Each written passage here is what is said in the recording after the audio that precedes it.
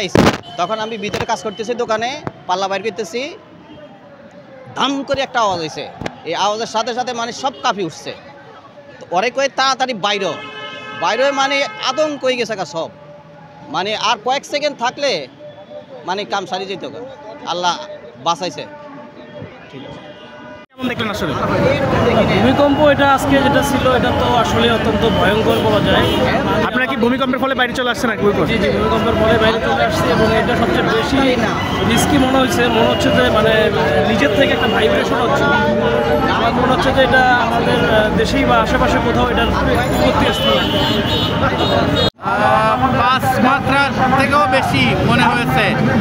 আমরা যতটুকু খবর পেয়েছি বিভিন্ন বাসা বাড়িতে জিনিসপত্র পড়ে গিয়েছে, এরপরে বিভিন্ন জায়গায় বিল্ডিং। এখানে কেমন দেখলেন? এখানেও খুব মারাত্মক আকার ধারণ করছিল। আমরা এখানে সমাবেশ করতেছিলাম, খুবই মারাত্মক আকার।